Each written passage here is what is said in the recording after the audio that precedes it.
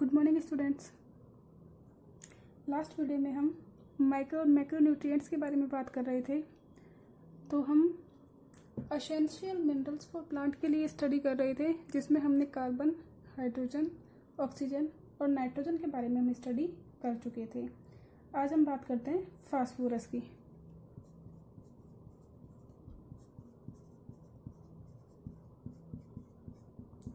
जो फास्फोरस है, यह फास्फोरस प्राइमरी मैक्रोन्यूट्रिएंट है। प्लांट्स के लिए फास्फोरस क्या है? प्राइमरी मैक्रो मिनरल न्यूट्रिएंट, यानी कि प्लांट में जिसकी कंसंट्रेशन है, जो क्वांटिटी है प्लांट के 1 ग्राम डाई वेट में अगर हम देखें तो ये 1 मिलीग्राम टू 10 मिलीग्राम प्रेजेंट होगा, किसमें? पर ग्राम में। क्लियर हुआ? ये जो फास्फोरस है प्लांट कहाँ से लेगा? सॉइल से एब्जॉर्ब करेगा, लेकिन सॉइल से एब्जॉर्ब करते समय इसे फास्फोरस के फॉर्म में नहीं लेगा। इसे कैसे एब्जॉर्ब करेगा प्लांट? फास्फेट आयंस के फॉर्म में। कैसे लेगा? Inorganic phosphate ion.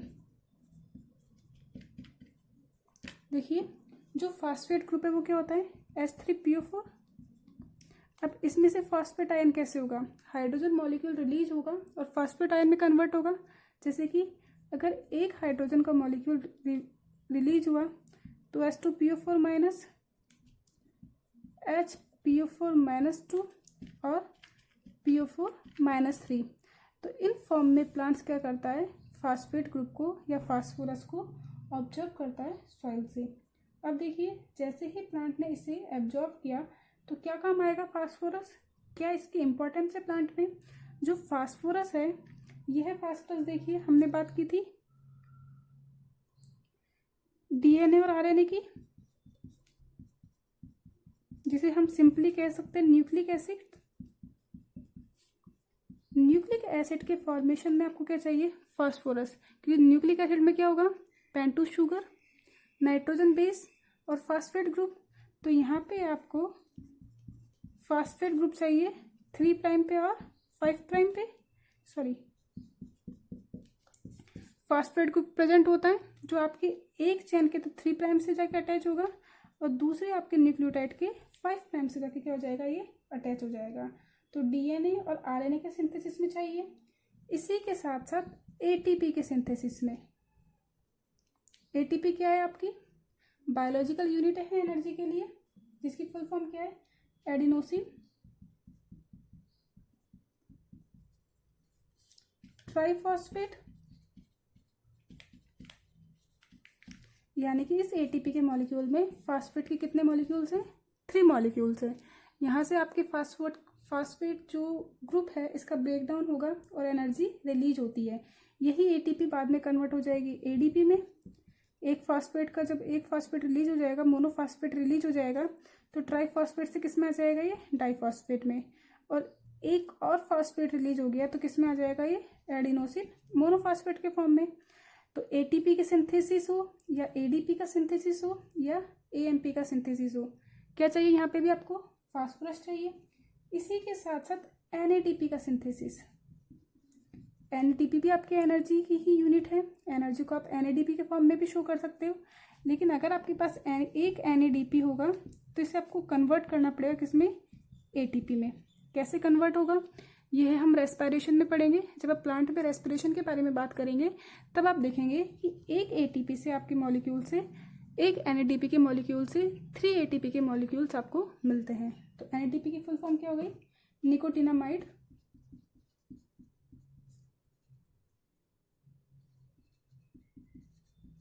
Adenine dinucleotide phosphate. तो देखिए, फास्फोरस का रोल डीएनए के सिंथेसिस में, आरएनए के सिंथेसिस में, साथ ही साथ आपके एटीपी के फॉर्मेशन में, एनएडीपी के फॉर्मेशन में, आपके कुछ प्रोटीन्स या एंजाइम का फॉर्मेशन भी किसके बेस पे होता है? उसमें भी आपके फास्फोरस की नीड होती है। क्लियर हुआ?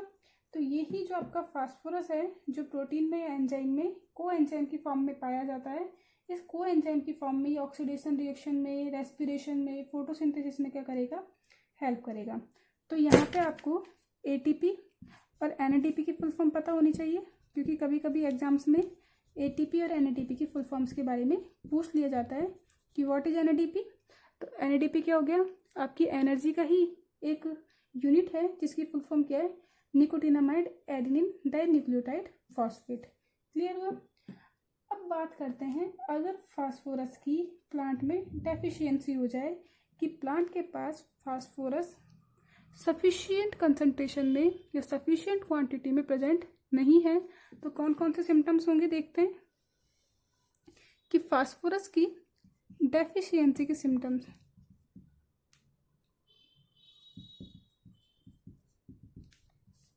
फास्फोरस की डेफिशिएंसी से क्या सिम्टम्स हो जाएंगे, देखिए फास्फोरस नहीं होगा तो प्लांट ग्रोथ कर पाएगा, तो प्लांट की ग्रोथ क्या हो जाएगी, लेस हो जाएगी, या ग्रोथ प्रॉपर्ली नहीं हो पाएगी।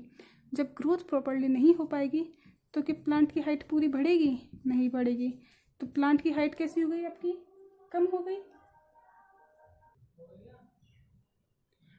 अब इसी के साथ देखिए क्या होगा, फास्फोरस हमारा क्या करेगा, ग्रोथ में हेल्प कर रहा है, लेकिन जैसे ही फास्फोरस की डेफिशिएंसी हो जाएगी तो टिश्यू में नेक्रोसिस होने लग जाता है।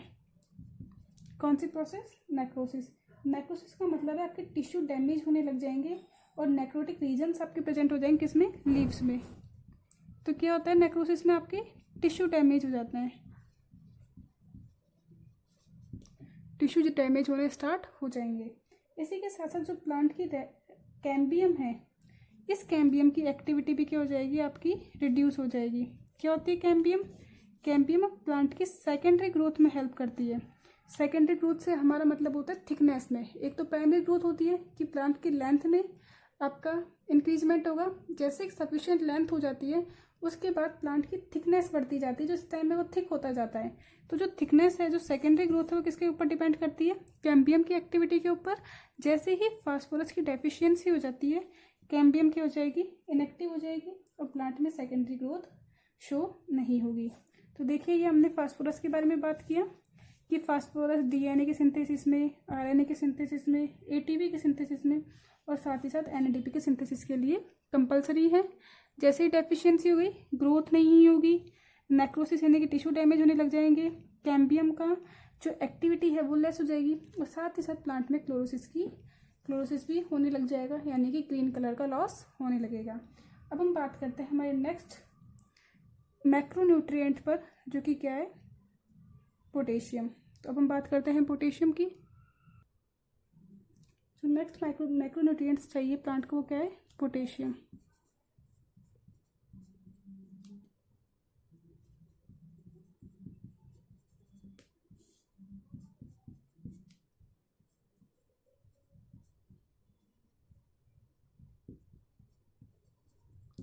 देखिए ये जो पोटेशियम है, इस पोटेशियम को कहाँ से एब्जॉर्ब करेगा प्लांट, सॉइल से।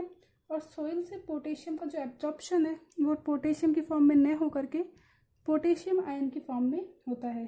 तो प्लांट पोटेशियम को कैसे, कहाँ से लेंगे, आपके सॉइल से, किसकी फॉर्म में, पोटेशियम आयन की फॉर्म में। ये पोटेशियम प्लांट की स्ट्रक्चर को फॉर्म तो नहीं करता, इसका कोई स्ट्रक्चरल इंपॉर्टेंस तो नहीं है, लेकिन ये प्लांट की बायोकेमिकल और फिजियोलॉजिकल रिएक्शंस को क्या करता है, ये इफेक्ट करता है। सेल का स्ट्रक्चर बनाने में इसका कोई खास इंपॉर्टेंस नहीं है, जो इसका मेन इंपॉर्टेंट है वो कहाँ है, बायोकेमिकल रिएक्शन में या फिजियोलॉजिकल रिएक्शन में। ये जो पोटेशियम है, यह पोटेशियम आपका साइटोप्लाज्म का मेन कंपोनेंट है। मेनली कहाँ प्रेजेंट होता है ये, आपके साइटोप्लाज्म में, present in the cytoplasm in the form of K+ ion. अब देखिए ये K+ आयन की फॉर्म में कौन कौन सी बायोकेमिकल या फिजियोलॉजिकल रिएक्शंस को इफेक्ट करेगा। हमने बात की थी मूवमेंट ऑफ स्टोमेटल मूवमेंट। क्या होता है स्टोमेटल मूवमेंट में, opening and closing of stomata. तो opening and closing of stomata के लिए हमने बहुत सारी थ्योरी पढ़ी थी, जिसमें जो सबसे ज़्यादा इम्पॉर्टेंट थ्योरी है वो क्या है, active potassium ion transport theory. जो मेन थ्योरी थी वो कौन सी थी? Active potassium ion transport theory. Imamura Fujino ने दी थी और लेविट ने बाद में क्या कहा था, इसको साथ एग्री किया था कि हाँ आपके स्टोमेटल मूवमेंट के लिए यानी कि opening and closing of stomata के लिए K+ आयन का ट्रांसपोर्ट क्या होता है, रेस्पॉन्सिबल होता है। तो पहला जो मेन इसका काम है वो क्या है, आपके स्टोमेटल मूवमेंट में हेल्प करता है। इसी के साथ साथ हमने देखा है कि ये जो पोटेशियम है ये क्या करेगा, आपके एनायन को इनएक्टिव करने का काम करता है।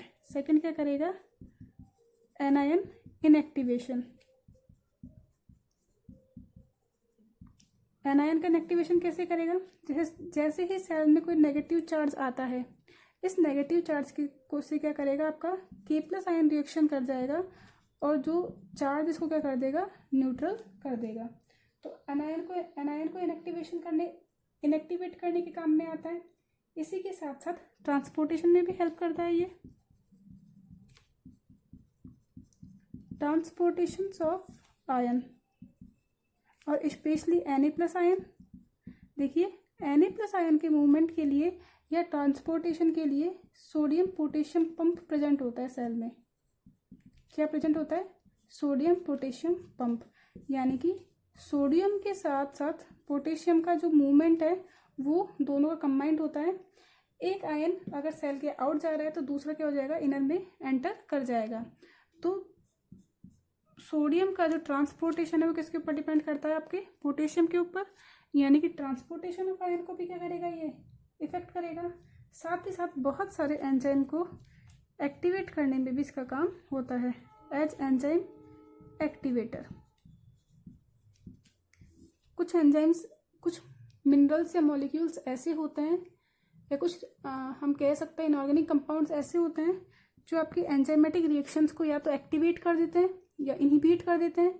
जो एक्टिवेट कर देते हैं वो एक्टिवेटर हो जाते हैं और जो एंजाइमेटिक रिएक्शंस को इनहिबिट कर देते हैं वो क्या हो जाता है, इनहिबिटर। तो पोटेशियम कैसे बिहेव करता है, as a activator, as a activator. Clear हो गया। अब देखिए ये तो हमने बात की थी कि कहाँ कहाँ पे आपके पोटेशियम का यूज होता है प्लांट में। अब हम बात करते हैं इसकी डेफिशिएंसी की। अगर पोटेशियम आयन की डेफिशिएंसी हो जाए प्लांट में तो क्या होगा, देखिए जैसे ही पोटेशियम आयन की डेफिशिएंसी हो जाएगी तो क्या हो जाएगा, देखिए ग्रोथ, प्लांट की ग्रोथ क्या हो जाएगी, कम हो जाएगी। हमने कहा कि ग्रोथ के लिए कंपलसरी है, अगर एसेंशियल आयंस नहीं मिलेंगे तो प्लांट का ग्रोथ नहीं होगा और साथ ही साथ प्लांट में रिप्रोडक्शन भी नहीं होगा, ये अपना लाइफ साइकिल पूरा नहीं कर पाएगा। तो जैसे ही डेफिशिएंसी हुई पोटेशियम की तो प्लांट की ग्रोथ नहीं होगी, साथ ही साथ इसमें रिप्रोडक्शन भी नहीं होगा।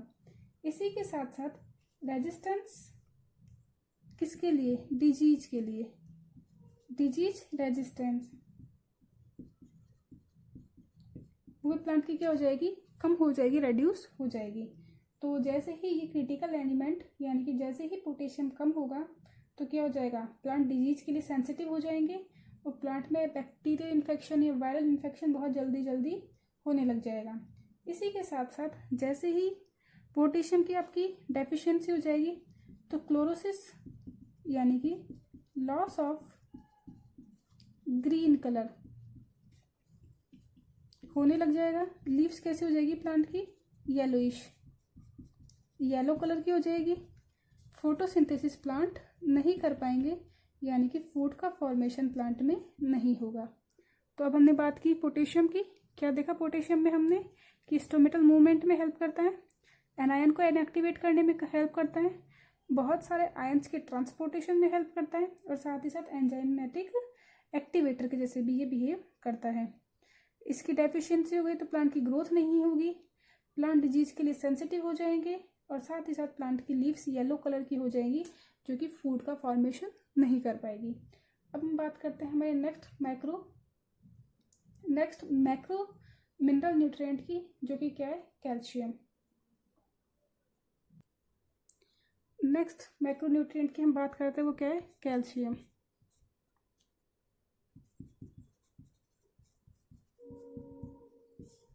यह कैल्शियम आपके सेकेंडरी मैक्रोन्यूट्रिएंट से सेकेंडरी मैक्रोन्यूट्रिएंट में इंक्लूड होता है। कहाँ से एब्जॉर्ब करेंगे प्लांट? सॉइल से। तो कहाँ से एब्जॉर्प्शन होता है कैल्शियम का? सॉइल से। और किस फॉर्म में करेंगे इसे? Ca+2 की फॉर्म में, यानी कि कैल्शियम आयन की फॉर्म में।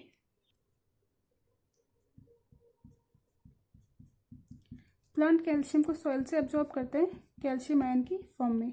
देखिए जो कैल्शियम का जो रोल है ये मेनली होता है आपके सेल वॉल के फॉर्मेशन में।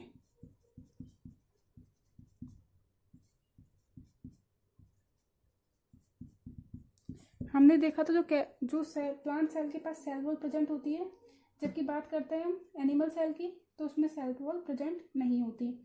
और जो सेल वॉल है उसमें जो मिडिल लेमिला है वो किसकी बनी होती है? पैक्टेट ऑफ कैल्शियम और मैग्नीशियम। कैल्शियम और मैग्नीशियम के पैक्टेट की बनी होती है, यानी कि यहाँ पे किसका रोल है? कैल्शियम का। तो जो मेन फंक्शन है कैल्शियम का प्लांट सेल में वो किसके लिए हो जाएगा? आपके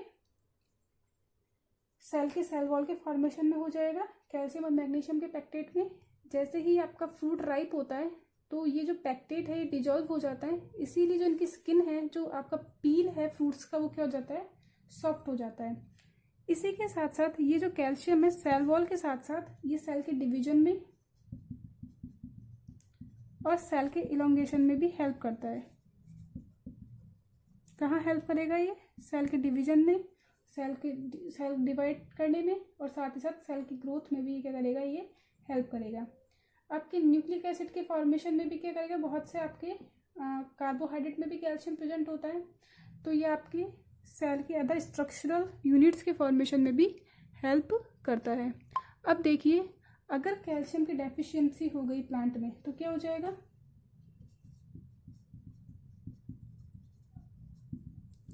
जैसे ही प्लांट में कैल्शियम की डेफिशिएंसी हो जाएगी तो कौन कौन से सिम्टम्स शो होंगे?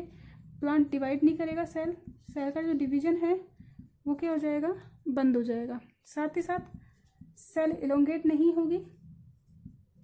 सेल डिवाइड करती है, सेल ग्रोथ करती है, इलोंगेट करती है, उसके बाद डिवाइड करती है, तो सेल का इलोंगेशन नहीं होगा, सेल डिवाइड नहीं करेगी।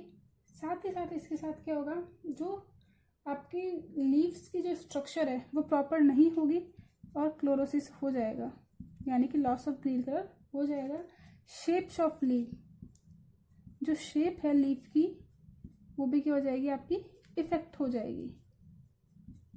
तो ये हमने बात की किसकी? कैल्शियम की, कि कैल्शियम आयन के फॉर्म में एब्जॉर्ब करते हैं, सेल वॉल का फॉर्मेशन करता है ये, साथ ही साथ सेल की डिवीजन और इलोंगेशन में भी हेल्प करता है। अगर इसकी डेफिशिएंसी हो गई तो सेल प्रॉपरली डिवाइड नहीं कर पाएगी, और साथ ही साथ सेल का शेप, यानी कि जो लीफ का शेप है वो भी क्या हो जाएगा? इफेक्ट हो जाएगा, और लीफ आपकी कैसे हो जाएगी? येलोइश कलर की हो जाएगी।